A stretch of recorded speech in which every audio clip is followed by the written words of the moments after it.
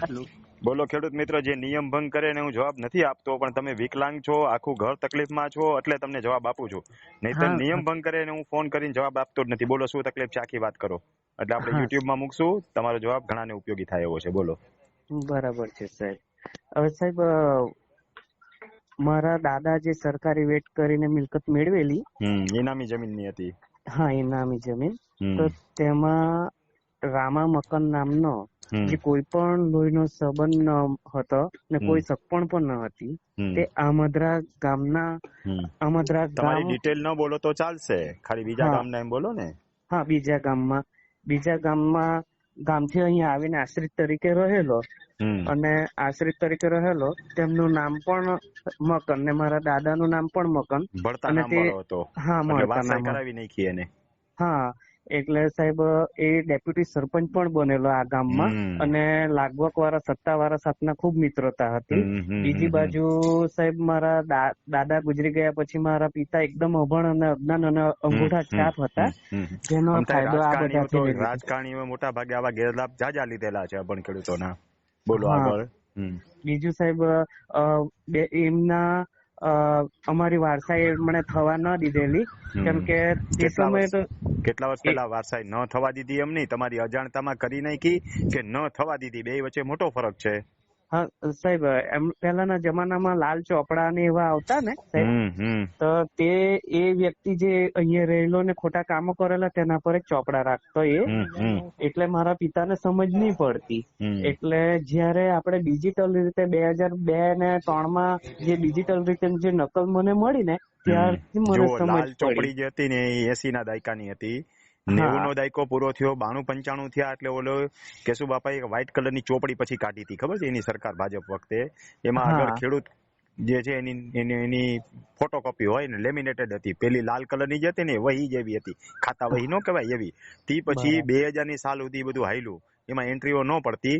પછી 2005-6 થી હેન્ડરાઇટિંગ વાળો જે ડોક્યુમેન્ટ હતા એ બધા રદ થઈને કમ્પ્યુટરાઇઝ થયા. એટલે તમને બરાબર ક્યારે ખ્યાલ આવ્યો કે આ બીજાએ વારસાઈ તમારામાં બીજાએ કરાવી નાખી છે? એ હા રાઇટ ઓફ રેકોર્ડનો પ્રશ્ન તમારા ધ્યાનમાં ક્યારે આવ્યો? મેં એ 2003 માં હમ 3-4 માં મને જે નકલ મળી ને, ત્યારે ખબર ત્યારે પડી. ત્યારે મને દાદાનું નામ મકંદરજી હમ અને નીચે બાજુમાં રામા હવે મકન એમ હવે કરીને. ઓલા હરામીઓ જે ઘુસ્યા એ કઈ સાલમાં ઘુસ્યા? જે રોજડાઓ ઘુસી ગયા તમારી જમીનમાં, બીજા નાલાયક હા માણસો ભળતા નામે તમારી જમીનમાં ઘુસ્યા, એ કઈ સાલમાં ઘુસ્યા? એ 2061-62 ની સાલમાં. ઓહો હો, 2061-62 માં તમારી જમીનમાં અન્ય લોકો ઘુસ્યા, તમને ખબર પડી 2003 માં. તે પછી હાલો તમે કાર્યવાહી શું કરી ઈ મને કયો. સાહેબ આમાં છે ને, એ જે મેં એક પેઢીનામું તમને મોકલાયું હશે કે બધું અ, વાંચ્યું મેં, પણ તમારી પાસે એટલા માટે પૂછું છું કે રાઇટ ઓફ રેકોર્ડ તમારો કહેવાય, પણ તમે આજ સુધી કેમ સુતા હતા? એમ કોર્ટે તમને પૂછશે ડીલે માફી કરતા પહેલા 40 વર્ષ આગલા, 20 વર્ષ આ, જો 60 ની સાલ કરો એટલે 2000 સુધીના 40 વર્ષ, 25 વર્ષ આ, એટલે કેટલા વર્ષ થયા? 65 વર્ષ થયા. 65 વર્ષમાં તમારી મિલકતમાં બીજો ઘૂસી ગયો હોય ને તમે સુતા રહ્યો, તો સુપ્રીમ કોર્ટનું એક સેન્ટેન્સ છે, એ તમને સંભળાવું કે સુતેલા માણસને કાયદો પણ મદદ કરતો નથી. જે માણસ પોતાના હક પ્રત્યે જાગૃત નથી એ પોતાના હક ગુમાવે છે એમ કહેવાય.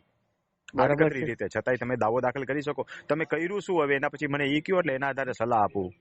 સાહેબ. આમાં અમને 2000 મારા એ અંદર દાખલ થયેલ હતી નું તમને કારણ 2004 માં ખબર પડી, એને આજ 21 વર્ષ થયા, તમે કર્યું શું? તમને સાહેબ 21 મેં વર્ષના જ્યાં ખબર તો પડી ગઈ, તમે કઈ હા કાર્યવાહી કરી કે નહીં મને હા એટલું કયો, સાહેબ, એટલે હા એના હા આધારે સાહેબ તમને સાહેબ સલાહ આપું કે હા તમે સાહેબ પ્રાંતમાં અરજી કરી, કોઈ હા કેસ લડ્યા, એને રદ કર્યો, તમારો સ્ટેટસ છેલ્લું શું છે? સાહેબ મેં 2000 જયારે ખબર 4 માં પડી મને તમને? ખબર પડી, હમ ત્યાર પછી મને 2008 માં જે એની પત્નીનું નામ દાખલ કરવા ગયા ને, અત્યારે વાંધા અરજી નાખી. ત્યારે મેં વાંધા અરજી રાખી કે બરોબર છે. આ વ્યક્તિ આ ગામનો નથી એમ કરીને મેં વાંધા અરજી કરી મામલતદારમાં. એટલે નો અને ચલાવી હોય એને કાઢ નાખે. હા, એટલે તે મામલતદાર સાહેબ પેલા પૈસા ખાવ હતા, એટલે પછી તેમણે નામ દાખલ કર્યું. તેનો મેં ફરિયાદ પાછી પ્રાંતમાં બી આપી છે અને ફરિયાદ નહીં, કેસ ચલાવવો પડે. આરટીએસ કેસ કર્યો, ડીલે માફી મળીને આટલી બધી ડીલે માફી તમને દીધી ન હોય, તમે એટલે અરજી ન દઈ શકો. ત્યાર પછી જો મામલતદાર વિરુદ્ધમાં કાંઈ પણ, મામલતદારમાં પહેલા તમે અરજી દઈ શકો, હા પછી મામલતદાર તમારી અરજી ધ્યાન ન લે એટલે આરટીએસ કેસ કહેવાય એને. એ આરટીએસ હા કેસ દાખલ કરવો પડે પ્રાંતમાં. ખાલી સાદી અરજી ન ચાલે. એટલે તમે દીધું શું? સાદી અરજી દીધી, કેસ દાખલ કર્યો. એમાં અપીલ તરીકે મેં એક નારણભાઈ માધવભાઈ માજી ધારાસભ્ય હતા. તેમણે ખાલસા કરવા માટે નવી શરતની હતી એટલે જમીન ખાલસા ગામ કરવા આખાના માટે. નામ શું કામ બોલો છો તમે કોઈ ધારાસભ્ય વગેરેના? હા આપણે યુટ્યુબ માં મૂકશું એટલે કોઈના ગામના નામ ન બોલો. એ ખાલી ધારાસભ્ય હતા એમ કયો તો ચાલે. હા ધારાસભ્ય હતા. તેમના મારફતે અરજી કરાવેલી હતી કે જમીન નવી શરતની હતી અને શરત ભંગ થયેલી બદલ ખાલસા કરવામાં આવે. તો એ માટે મેં પ્રયત્ન કરેલા પણ તમારી કોઈ જમીન ખાલસા શું કામ કરાવવી જોઈએ? તમારો રાઇટ ઓફ રેકર્ડ લેવાય ને. તમારે હાથે કરીને તમારી જમીન ખાલસા કરાવવાથી તમને શું ફાયદો? અન્ય વ્યક્તિઓ ભળતા નામે ગરી ગયા છે તો તમારે તમારી જમીન તમારા માલિક એકને સાબિત કરાવાય કે ખાલસા કરાવાય? ખાલસા કરાવવા તમને શું ફાયદો? ખાલસા કરીને સાહેબ મને વિકલાંગ છું અને જીવન ધોરણ કોઈ સાધન નથી. એ મને મારા દાદાની તમને થોડા આપે પાછી? તમારો રાઇટ ઓફ રેકર્ડ હોય તો તમને મળે. કાયદાની પરિભાષા સમજો તમે. ખાલસા કરી નાખવાથી કઈ તમને જમીન પાછી ન મળી જાય તો સરકારમાં જાય. તમારા રાઇટ ઓફ રેકર્ડ થી તમને પાછી મળવા પાત્ર હોય તો મળે કે ભાઈ ભળતા દાદાના નામે બીજા લોકોના વારસદારો ઘૂસી ગયા છે તો સાચા વારસદારો તમે લોકો છો એ તમારે સાબિત કરવું પડે. બરાબર છે. બોલો પછી આગળ શું થયું? એ કયો હાલો. ખોટી લાઈને તો ચડ્યા છો તમે. બરાબર છે સાહેબ. પછી શું થયું? પછી સાહેબ વારસાઈ તો અમારી નામ થઈ ગયા છે 2013 માં. તમારા નામ ચડી ગયા અંદર? હા ચડી ગયા સાહેબ. સંયુક્ત રીતે અમારી નામ ચડી ગયું છે. એમના 4 વર્ષથી હું મહેસૂલ બી ભરું છું. ફાર્મર રજીસ્ટરમાં કોના નામે નીકળે છે? એ અમારા નામે નીકળે છે પણ જે ખોટા વારસદારો છે ને તેનું નામ બોલાય છે. અંદર હજી નામ છે એટલે તમારું નામ ભેગું ચડાવ્યું પણ એના અગલા પેઢીના જે ભરતા નામ વાળા એ વારસદારો નામ ભેગા ચાલુ છે. હા ચાલુ છે પણ તે લોકો બિનવારસ ગુજરી ગયેલા છે. તેના કોઈ સંતાન નથી ને આપણા વારસદાર પણ નથી. હવે મને ક્લ્યુ મળી ગયો. હવે તમારે શું કરવાનું છે બોલો. હવે રેવન્યુ કોર્ટનું કામ પૂરું થઈ ગયું. હવે સિવિલ કોર્ટનું કામ શરૂ થશે. તો પહેલા તમે પૂછી લ્યો. જવાબ આખો ક્લિયર થઈ ગયો મારા મગજમાં. બોલો આગળ. હવે તમે પ્રાંતમાં કે કલેક્ટરમાં માથા પછાડો ને તો કઈ ન વળે. એને અધિકાર જ નથી આ નામ રદ કરવાનો. બરાબર છે. તમારે હવે સિવિલ કોર્ટમાં દાવો લાવવો પડે અને આ વ્યક્તિઓ જે છે ખોટા ગુજરી ગયેલા હતા અને હાલમાં એના કોઈ વારસદારો નથી એટલે બે ડિક્લેરેશનના દાવાને આધારે એ લોકોના નામ ઘણી બધી પ્રક્રિયા થાય. એની જાહેર નોટિસ બજે, ચાવણીની નોટિસ બજે, એની ઘણી બધી પ્રક્રિયાઓ થાય. પ્રક્રિયા થયા પછી એ નામ નીકળે. પણ હવે એ અધિકાર સિવિલ કોર્ટના છે. તમે કર્યું કઈ સિવિલ કોર્ટ લેવલે કામ? ના, નથી કર્યું સાહેબ. ક્યાં લઈને અટકી ક્યાં ઉભા રહી ગયા છે? કલેક્ટરને અરજી કરી, પ્રાંતને અરજી કરી, શું કરી?